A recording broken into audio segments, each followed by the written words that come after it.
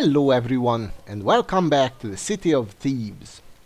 When we last left off, we just finished exploring Harbor Street in its entirety. We scoured it and we actually raided a pirate ship that was anchored moored in the harbor, and we got the first ingredient to our concoction, the black pearls. Our character is almost at maximum stamina level. All our other attributes are either maximum or even better, and we have a whole bunch of stuff. Now there is nowhere left to go but to turn left into Clog Street. Let's see how clogged up Clog Street is. Clog Street is very narrow and lined with terraced cottages and the occasional shop. To our left we see what looks a small boy lying face down on the cobblestones, groaning loudly. A hood is pulled over his head and we cannot see his face. A wooden hoop and stick lie by his side. Okay? This might be a boy, this might be a trap, this might be a, I don't know, dwarf again. Hopefully not again. Let's be a hero once again and stop and help. As we bend down to help the injured boy, he suddenly rolls over and we see the flashing blade of a dagger before our eyes. The boy is in fact a goblin thief, and we must fight for our lives. He is strong but not a good fighter. I don't know what's with these daggers. They are clearly inadequate weapons in a place like this. I don't know why people don't use, I don't know, swords or, and the very least, long knives. So this is weird. Anyway, this goblin thief decided to suicide himself in an awkward way, and actually the first slash misses on both sides, but I guess that's the biggest success he could have hoped for, and it was. Now that he's dead, let's see what he had on him. It was self-defense after all, so we were truly being heroic.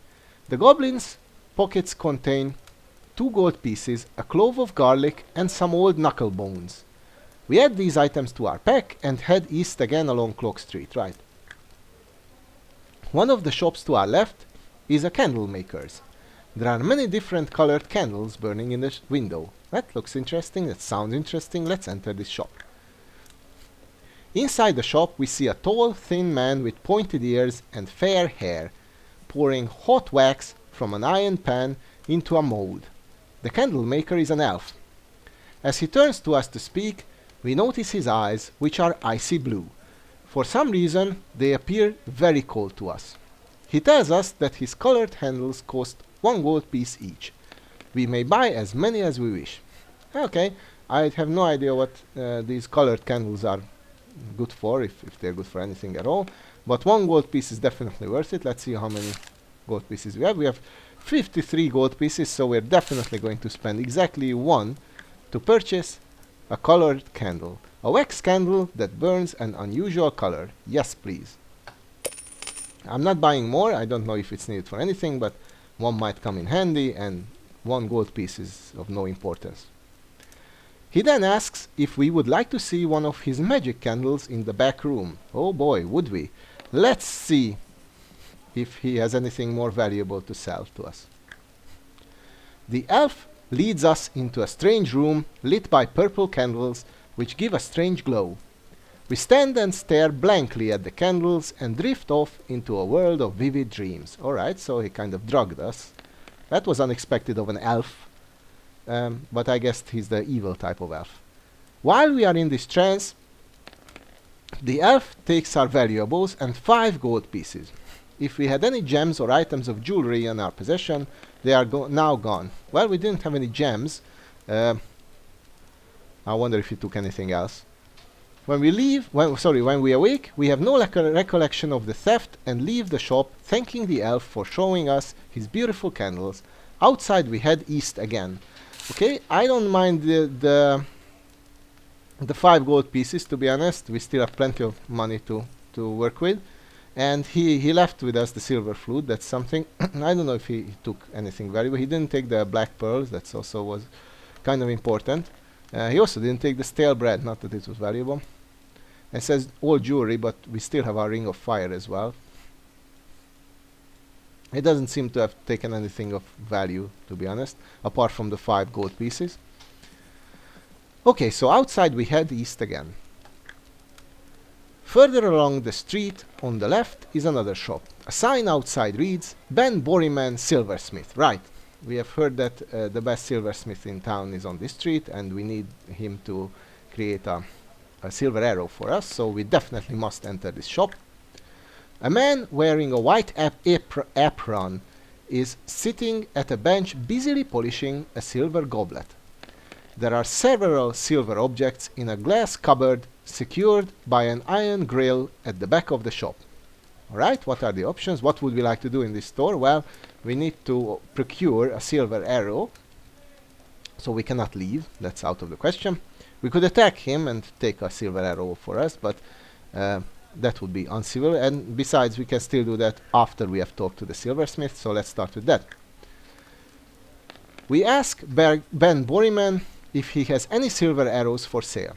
He replies that he does not, but will make one for us at the cost of 10 gold pieces. That's great. Good thing we didn't attack him. We would be out of, we would be missing one of the mandatory ingredients for our victory. And 10 gold pieces is still quite affordable. Besides, we don't have any options anyway, so we can afford his asking price, and let's pay him. We pay the silversmith and wait patiently while he makes a silver arrow for us. Finally, he presents us with it and assures us that it will be completely accurate in flight. We thank him for his trouble and leave his shop. Outside, we set off east once again. Alright, 2 items of the list, so, or rather, 2 of the 5. We were told that we also need a silver arrow, so we need a silver arrow. The black pearl, we have both of these items. We still miss the hag's hair, we still miss the lotus flower, and we still need to get that silly tattoo on our forehead. We soon arrive at the junction. Okay, we could turn north into Tower Street or continue east into Stable Street, and well, our situation is stable, but the reason I'm choosing Stable Street is because I don't want to leave the place yet, and obviously I guess the exit is towards the north, question mark. So as usual, so let's try to extend our time here in this lovely city of Port Blacksand. Let's continue east into Stable Street. As we walk warily down the narrow cobbled street, we are suddenly confronted by a little old man who dashes out of one of the houses. He pulls out a dirty bottle in a canvas bag. As he speaks, we can't help staring at the large wart on his nose with its tuft of hair. He smiles and asks if we would like to pay 2 gold pieces for a drink of his wonderful healing potion. And we still have 37 gold pieces, and I guess we still miss 1 stamina point, so I don't think that this random beggar-like character with a beautiful wart on his nose will actually sell us a genuine healing potion, but I don't think it will kill us either, so let's see what this stuff is about. Let's pay for a drink, just for fun. We uncork the bottle with our teeth and take a long gulp of the liquid. Fortunately, the liquid is actually what the man claims it to be. We gain 3 stamina points and 1 luck point. That's actually excellent. For 2 gold pieces, this can be an excellent trade. We didn't need it, but at least now all our stats are maxed out. I don't mind paying 2 gold pieces for that. Well refreshed, we set off east again, bidding the old man farewell. In the middle of the street, we see a large manhole cover. We lift the manhole cover to see where it, or we could lift the manhole cover to see where it leads to, or we could just keep walking along. We definitely need to check this out. If you recall, the Fisher wives just recently told us, one of them at least, that hags tend to go down to the sewers to hunt for rats. So this is a I know this is unlikely that we will meet the one right down here, but we don't have any better leads, so we might as well check it out. So let's lift up the manhole cover and let's see where it leads. There is an iron ladder secured to the rim of the hole, descending into the tunnel below. It is dark and a very unpleasant smell rises from below. Yeah, obviously it's a sewer. Let's climb down the ladder. At the bottom of the ladder, we realize, much to our disgust, that we are standing in a sewer. I don't know how that could be of any surprise to us. That could have come as a surprise to us at all. Well, anyway, there are torches along the tunnel wall, giving a very dim light, and droplets of water make eerie sounds as they fall into sewage water. Alright? And it seems like we're in the middle of it, so we could walk north or south. As usual, let's try south first before advancing into north. We can hear scratching sounds in the tunnel ahead. Then we see a long shadow appear on the curved brick wall. In the dim light, we can just make out the large shape of something black and shiny moving towards us. The scratching becomes louder, and we also hear clicking sounds. The monster is only a couple meters ahead of us when we finally recognize it as a giant centipede, and we do not possess an insect bracelet. We will have to swing our sword with all our might to pierce the armor-like shell of this monster. Fortunately, this is just flavor text. It's not really a dangerous creature, or at least it doesn't have any special powers. Let's see its stats. Wow, it actually has a skill level of 10, which is amazing. It's actually really powerful. Fortunately, it only has a stamina level of 5, so this should not pose a threat. Yep, the first hit lands. And the second one lands on us, unfortunately. This is only to be expected. We only outscaled it by 1 point. Okay. Alright, it's giving us quite a beating. But now it's time to exact revenge. And miss. Finally. We have triumphed against this beast. Having defeated the giant centipede, we managed to squeeze ourselves between its corpse and the roof of the tunnel. We walk further down the tunnel and see that it ends at an iron grill through which the sewage runs. Okay, let's try to remove the grill. We could walk back, but first, you know, the grill is at least not dangerous. I don't think it's gonna fall on us or collapse or anything. The iron grill, is securely bolted to the brick wall and we are unable to remove it.